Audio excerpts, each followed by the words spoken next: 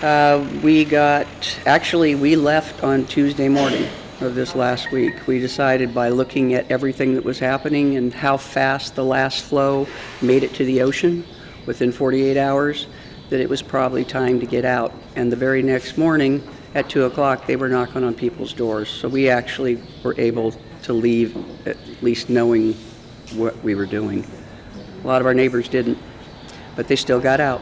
And I've seen this incredible bay and area that we loved and was dear to our hearts just change within hours, not even days. I mean, she's covered so much ground so fast. I don't know what Madame Pele's ideas are, but she changed a really pretty place.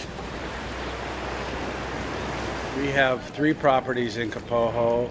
Our main residence, which is isolated but still there. I had Asia Pacific Flowers. I founded that company in 1977 and still going. We lost it all on Saturday, 5 acres of orchids. And that's the saddest thing, really, because of the orchid community that was there. Many orchid farms and plant nurseries were there. And well, at the peak we had 24 employees, but as I'm cutting back and trying to retire, we still had 5 full-time employees.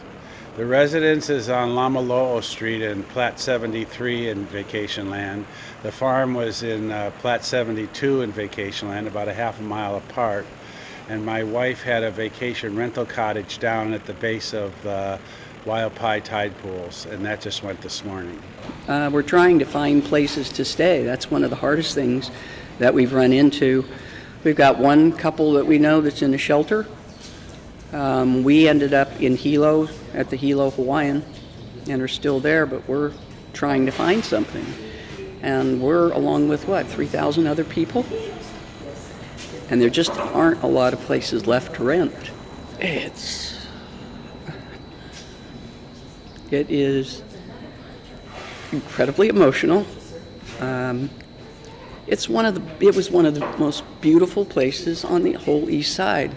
And now we've heard that the tide pools are gone too.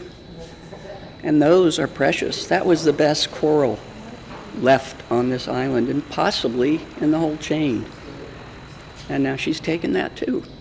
And I just don't understand why. There were so many other places she could go, and she chose this.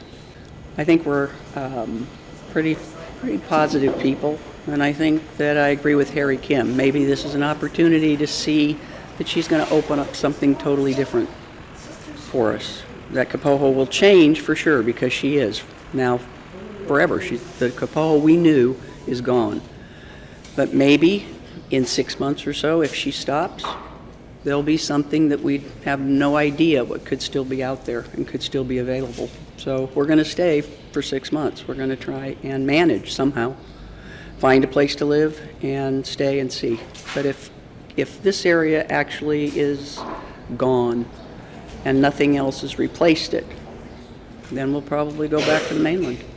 Well, I think the civil defense and the police have done a wonderful job, really, and we got woken up at 1:30 in the morning on last week, Wednesday. They allowed us back on Wednesday morning, Thursday morning, and Friday morning to retrieve items from our house and from our farm. So we did get records and things like that out. We got a lot of personal items out. My wife has a landscape nursery on our home site. And when we lost water, we got irrigation, had irrigation problems, and so she started moving a lot of nursery plant stock away. So she was fortunate in the fact that she rented a bunch of big trucks and was able to get a lot of plant material out before we couldn't do it anymore. So you didn't wait till the last minute? I lost everything. My orchid farm lost everything. I think just about everybody down there, that's what happened. We just didn't believe it would happen. We were there for so long, and we were so established.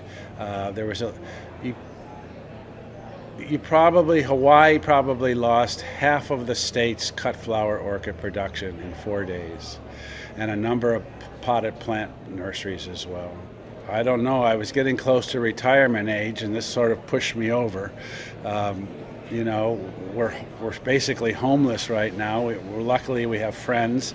Our belongings are scattered in spare bedrooms around Puna, and we have our company vehicles, and we have our personal vehicles, and we have our animals out. So we're okay on that level in terms of safety. But to lose so much so fast and being there for so long, it's just tough. It's just tough. They've said this is it. I mean, there are a lot of challenges living here and a lot of reasons to stay.